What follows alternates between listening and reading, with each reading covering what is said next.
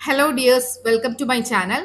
ഇന്നത്തെ ക്ലാസ് +1 തുല്യത 2026 Akshara Kairali Malayalam model question paper discussion part 2 ആണ്. തുടർന്നും ഇതുപോലെയുള്ള എക്സാം റിലേറ്റഡ് ക്ലാസ്സുകളും ക്വസ്റ്റ്യൻ പേപ്പർ ഡിസ്കഷനും ലഭിക്കാൻ ചാനൽ സബ്സ്ക്രൈബ് ചെയ്യുക. നിങ്ങളുടെ അഭിപ്രായങ്ങൾ കമന്റായി അറിയിക്കുകയും ക്ലാസ് ഇഷ്ടമായാൽ ലൈക്കും ഷെയറും ചെയ്ത് സപ്പോർട്ട് ചെയ്യുക. ക്വസ്റ്റ്യൻ പേപ്പർ ഡിസ്കഷൻ സ്റ്റാർട്ട് ചെയ്യാം. 17ാമത്തെ ചോദ്യം നോക്കാം. ഉചിതമായവ പട്ടികപ്പെടുത്തുക. ഉചിതമായവ പട്ടികപ്പെടുത്തുക. സ്കോർ 2 വീതമാണ്. സാഹിത്യകാരൻ, കൃതി, വരികൾ, സംഭാഷണം എന്നിവ തന്നിട്ടുണ്ട്. അത് ചേരുംപടി ചേർക്കാം. 1. ടി.വി. കൊച്ചുബാവ. ടി.വി. കൊച്ചുബാവ. കൃതി വൃദ്ധസദനം. കൃതി വൃദ്ധസദനം. സംഭാഷണം നമുക്ക് അകന്നു കഴിയാം നമ്മുടെ ബന്ധം നിർത്തിക്കൊണ്ടു തന്നെ എന്താ. നമുക്ക് അകന്നു കഴിയാം നമ്മുടെ ബന്ധം നിർത്തിക്കൊണ്ട് തന്നെ എന്താ. ഇപ്പൊ ടി.വി. കൊച്ചുബാവ, വൃദ്ധസദനം, നമുക്ക് അകന്നു കഴിയാം നമ്മുടെ ബന്ധം നിർത്തിക്കൊണ്ട് തന്നെ എന്താ. 2. ബഷീർ. 2. ബഷീർ. കൃതി അനർക്ക നിമിഷം. കൃതി അനർക്ക നിമിഷം. സംഭാഷണം യാത്രയ്ക്കുള്ള സമയം വളരെ അടുത്തു കഴിഞ്ഞു. യാത്രയ്ക്കുള്ള സമയം വളരെ അടുത്തു കഴിഞ്ഞു. 2. ബഷീർ. അനർക്ക നിമിഷം. യാത്രയ്ക്കുള്ള സമയം വളരെ അടുത്തു കഴിഞ്ഞു. 3. പൂന്താനം. 3. പൂന്താനം. കൃതി ജ്ഞാനപ്പാന. കൃതി ജ്ഞാനപ്പാന.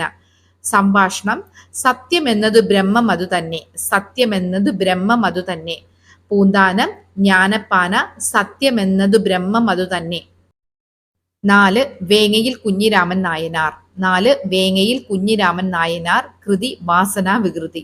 കൃതി വാസനാ വികൃതി. വരികൾ, സംഭാഷണം കുളി എന്നാണ് കൊടുത്തിരിക്കുന്നത്. പ്രിന്റ് മിസ്റ്റേക്ക് ആണ്. കളവ് എന്നാണ് ശരിക്കും വരേണ്ടത്. കളവ് ചെയ്യുന്നത് 2 വിധമാണ്. കളവ് ചെയ്യുന്നത് 2 വിധമാണ്. വേങ്ങയിൽ കുഞ്ഞിരാമൻ നായനാർ, വാസനാ വികൃതി. കളവ് ചെയ്യുന്നത് 2 വിധമാണ്. 5. കുഞ്ചൻ നമ്പ്യാർ. 5. കുഞ്ചൻ നമ്പ്യാർ. കൃതി സഭാപ്രവേശം. കൃതി സഭാപ്രവേശം. വരികൾ വീരാളി പട്ടുമുരച്ചു കയറ്റി വീരൻ പതുക്കെ പദം കൊണ്ടു തപ്പി. വീരാളി പട്ടുമുരച്ചു കയറ്റി വീരൻ പതുക്കെ പദം കൊണ്ടു തപ്പി. കുഞ്ചൻ നമ്പ്യാർ. സഭാപ്രവേശം വീരാളി പട്ടുമുരച്ചു കയറ്റി വീരൻ പതുക്കെ പദം കൊണ്ടു തപ്പി. 18 മുതൽ 24 വരെയുള്ള ചോദ്യങ്ങളിൽ ഏതെങ്കിലും 6 എണ്ണത്തിന് 4ഓ 5ഓ വാക്യത്തിൽ ഉത്തരം എഴുതുക. സ്കോർ 4 വീതം. 18ാമത്തെ ചോദ്യം. അനുകമ്പയെ ശ്രീനാരായണ ഗുരു വിശദീകരിക്കുന്നത് എങ്ങനെ. അനുകമ്പയെ ശ്രീനാരായണ ഗുരു വിശദീകരിക്കുന്നത് എങ്ങനെ.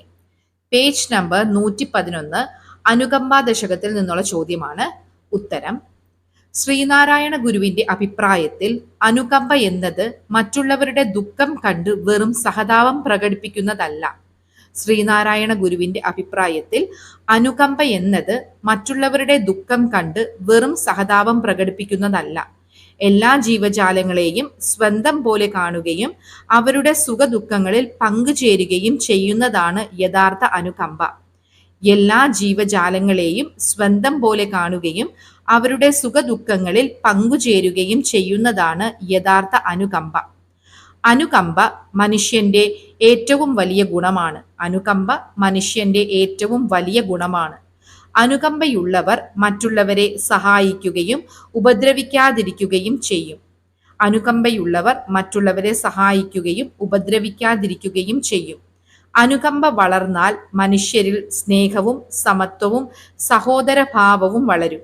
അനുകമ്പ വളർന്നാൽ മനുഷ്യരിൽ സ്നേഹവും സമത്വവും സഹോദരഭാവവും വളരും.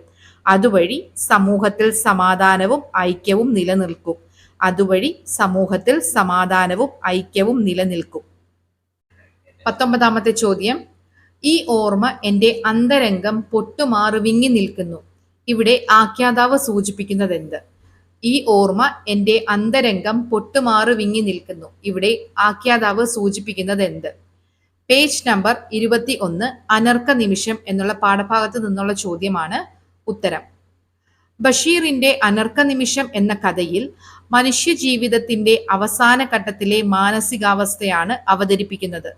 ബഷീറിന്റെ അനർക്ക നിമിഷം എന്ന കഥയിൽ മനുഷ്യ ജീവിതത്തിന്റെ അവസാന ഘട്ടത്തിലെ മാനസികാവസ്ഥയാണ് അവതരിപ്പിക്കുന്നത്.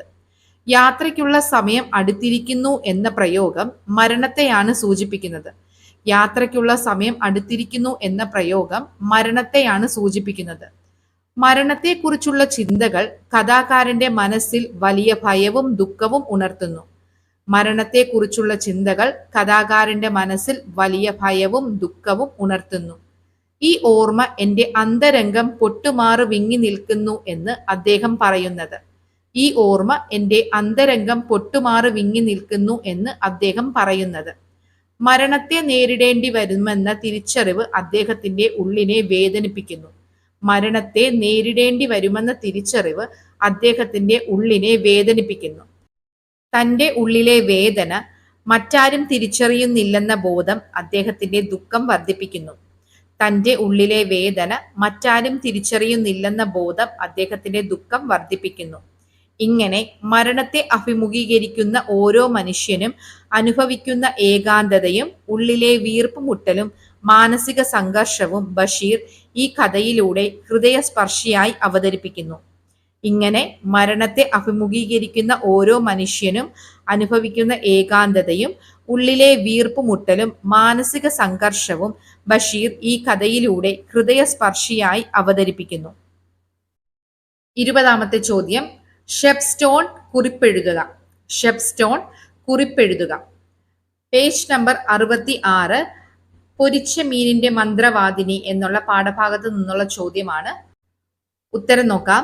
സക്രിയയുടെ പൊരിച്ച മീനിന്റെ മന്ത്രവാദിനി എന്ന പാഠഭാഗത്തിൽ പരാമർശിക്കുന്ന ആഫ്രിക്കയിലെ പ്രധാനപ്പെട്ട പട്ടണമാണ് ഷെപ്സ്റ്റോൺ. സക്രിയയുടെ പൊരിച്ച മീനിന്റെ മന്ത്രവാദിനി എന്ന പാഠഭാഗത്തിൽ പരാമർശിക്കുന്ന ആഫ്രിക്കയിലെ പ്രധാനപ്പെട്ട പട്ടണമാണ് ഷെപ്സ്റ്റോൺ. സമുദ്രതീരത്തിന്റെ മനോഹാരിത കാരണം ലോകമെമ്പാടുമുള്ള വിനോദസഞ്ചാരികളെ ആകർഷിക്കുന്ന സ്ഥലമാണിത്. സമുദ്രതീരത്തിന്റെ മനോഹാരിത കാരണം ലോകമെമ്പാടുമുള്ള വിനോദസഞ്ചാരികളെ ആകർഷിക്കുന്ന സ്ഥലമാണിത്. വെട്ടിത്തിളങ്ങുന്ന വെയിലും മനോഹരമായ കാലാവസ്ഥയും ഇവിടുത്തെ പ്രധാന സവിശേഷതകളാണ്. വെട്ടിത്തിളങ്ങുന്ന വെയിലും മനോഹരമായ കാലാവസ്ഥയും ഇവിടുത്തെ പ്രധാന സവിശേഷതകളാണ്. അതുകൊണ്ട് തന്നെ ദക്ഷിണാഫ്രിക്കയിലെ സൂര്യപ്രകാശം ആസ്വദിക്കാൻ ആഗ്രഹിക്കുന്ന പാശ്ചാത്യ വിനോദസഞ്ചാരികളുടെ പ്രിയപ്പെട്ട കേന്ദ്രമായി ഷെപ്സ്റ്റോൺ മാറിയിരിക്കുന്നു. അതുകൊണ്ട് തന്നെ ദക്ഷിണാഫ്രിക്കയിലെ സൂര്യപ്രകാശം ആസ്വദിക്കാൻ ആഗ്രഹിക്കുന്ന പാശ്ചാത്യ വിനോദസഞ്ചാരികളുടെ പ്രിയപ്പെട്ട കേന്ദ്രമായി ഷെപ്സ്റ്റോൺ മാറിയിരിക്കുന്നു. രുചികരമായ ഭക്ഷണം പാകം ചെയ്തു നൽകുന്നതിനും സന്ദർശകരുടെ അഭിരുചിക്ക് പ്രാധാന്യം നൽകുന്നതിലും ഇവിടുത്തെ ഹോട്ടലുകളും റെസ്റ്റോറന്റുകളും പ്രത്യേക ശ്രദ്ധ പുലർത്തുന്നു.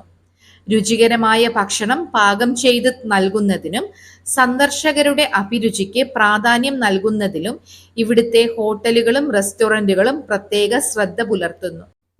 ഒരു റെസ്റ്റോറന്റിൽ മത്സ്യവിഭവങ്ങളുടെ ചുമതല സുന്ദരിയായ ഒരു വെള്ളക്കാരി യുവതിക്കാണ്. ഒരു റെസ്റ്റോറന്റിൽ മത്സ്യവിഭവങ്ങളുടെ ചുമതല സുന്ദരിയായ ഒരു വെള്ളക്കാരി യുവതിക്കാണ്. ഉപഭോക്താക്കൾ ആവശ്യപ്പെടുന്ന മത്സ്യം വലയിലാക്കി തിളങ്ങുന്ന വലിയ കത്തി കയ്യിലെടുത്ത് ഒരു മന്ത്രവാദിനിയെ പോലെ പാചകപ്പുരയിലേക്ക് നീങ്ങുന്ന അവളുടെ കാഴ്ച എല്ലാവരിലും അത്ഭുതം ഉണർത്തുന്നതാണ്. ഉപഭോക്താക്കൾ ആവശ്യപ്പെടുന്ന മത്സ്യം വലയിലാക്കി തിളങ്ങുന്ന വലിയ കത്തി കയ്യിലെടുത്ത് ഒരു മന്ത്രവാദിനിയെ പോലെ പാചകപ്പുരയിലേക്ക് നീങ്ങുന്ന അവളുടെ കാഴ്ച എല്ലാവരിലും അത്ഭുതം ഉണർത്തുന്നതാണ്. 21ാമത്തെ ചോദ്യം, ലീലയോട് തോഴി പറഞ്ഞ ശുഭകരമായ വാർത്ത എന്തായിരുന്നു? ലീലയോട് തോഴി പറഞ്ഞ ശുഭകരമായ വാർത്ത എന്തായിരുന്നു? പേജ് നമ്പർ 39, ലീല എന്ന പാഠഭാഗത്തിൽ നിന്നുള്ള ചോദ്യമാണ്. ഉത്തരം നോക്കാം. കുമാരനാശാന്റെ ലീല എന്ന കാവ്യത്തിൽ ലീലയോട് അവളുടെ തോഴിയായ മാധവി ഒരു സന്തോഷ വാർത്ത അറിയിക്കുന്നു.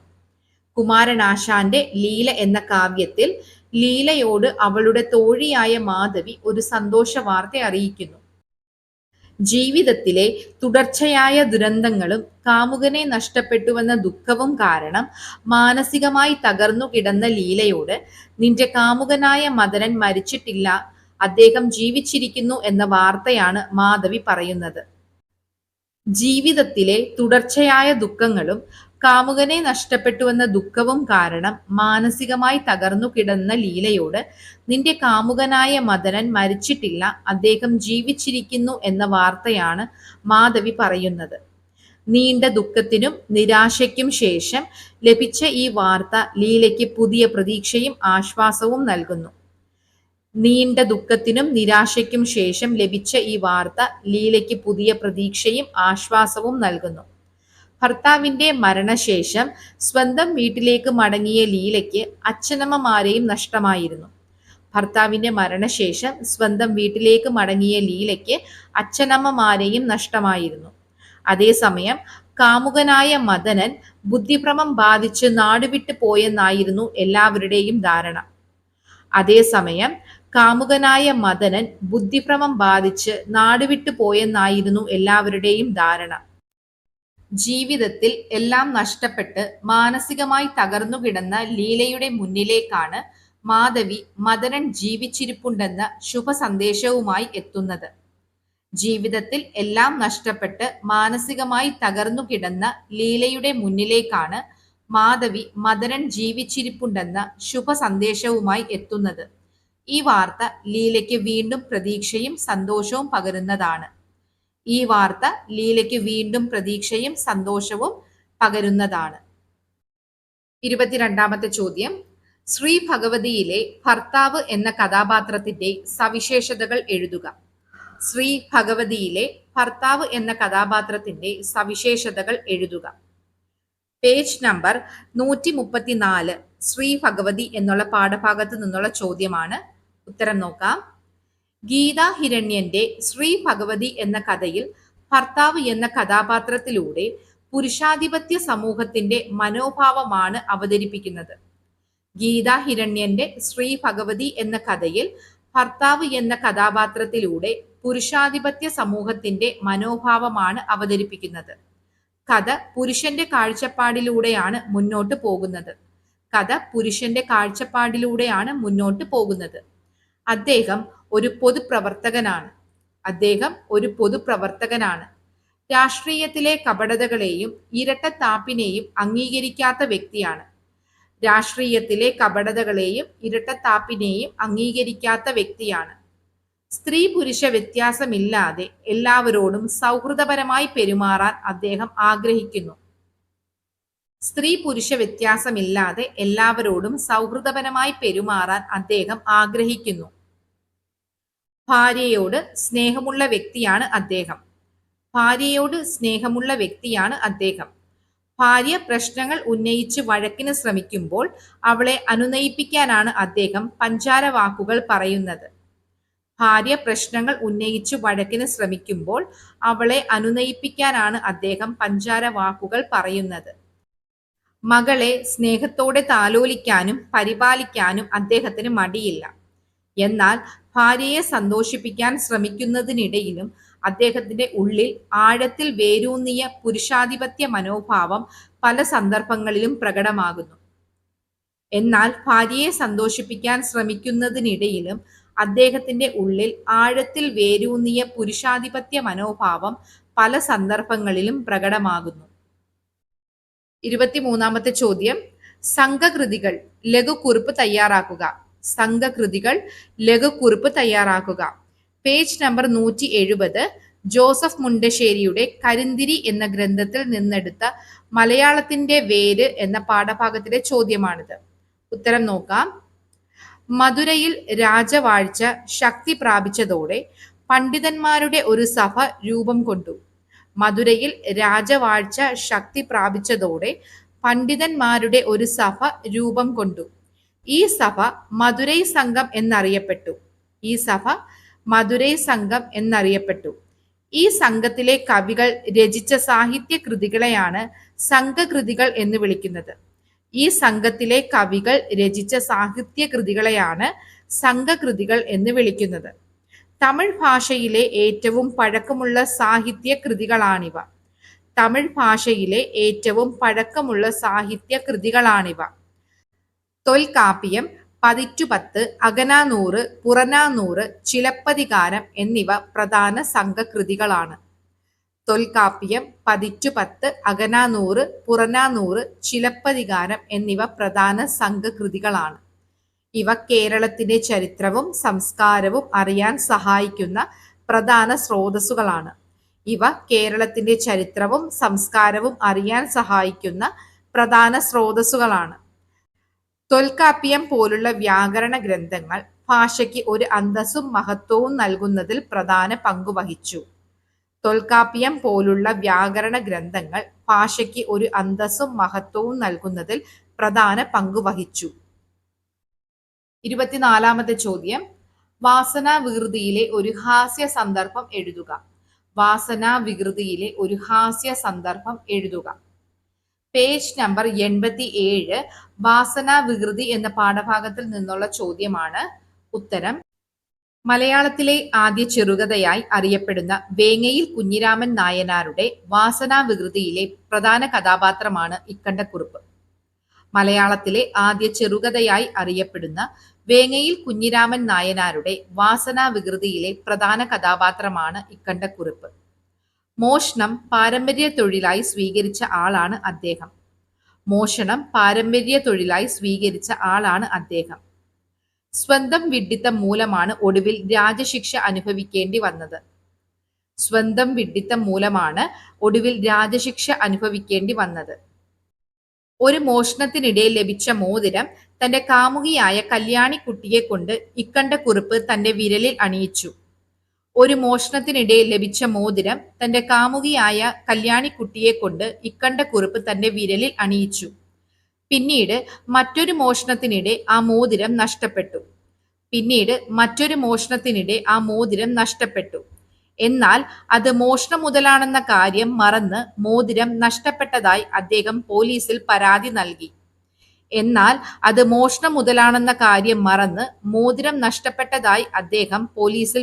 നൽകി. അന്വേഷണത്തിൽ മോതിരം നഷ്ടമായത് മറ്റൊരു മോഷണത്തിനിടയിലാണെന്ന് പോലീസ് കണ്ടെത്തി.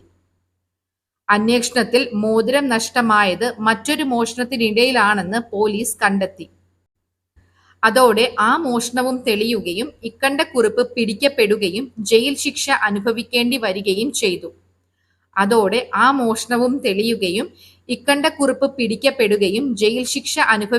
വരികയും ചെയ്തു. മോഷ്ടിച്ച വസ്തു നഷ്ടപ്പെട്ടതിന് പോലീസിൽ പരാതി നൽകി സ്വയം കുടുങ്ങുന്നതാണ് കഥയിലെ ഏറ്റവും രസകരമായ ഹാസ്യ സന്ദർഭം. മോഷ്ടിച്ച വസ്തു നഷ്ടപ്പെട്ടതിന് പോലീസിൽ പരാതി നൽകി സ്വയം കുടുങ്ങുന്നതാണ് കഥയിലെ ഏറ്റവും രസകരമായ ഹാസ്യ സന്ദർഭം. ഇന്നത്തെ ക്വസ്റ്റ്യൻ പേപ്പർ ഡിസ്കഷൻ ഇവിടെ കംപ്ലീറ്റ് ആവുകയാണ്. ഇനിയും ഇതുപോലെയുള്ള ക്വസ്റ്റ്യൻ പേപ്പർ ഡിസ്കഷനും എക്സാം റിലേറ്റഡ് ക്ലാസുകൾ ലഭിക്കാൻ ചാനൽ സബ്സ്ക്രൈബ് ചെയ്യുക. നിങ്ങളുടെ അഭിപ്രായങ്ങൾ കമന്റ് ചെയ്യുകയും ക്ലാസ് ഇഷ്ടമായാൽ ലൈക്കും ഷെയറും ചെയ്ത് സപ്പോർട്ട് ചെയ്യുക. Thank you everyone.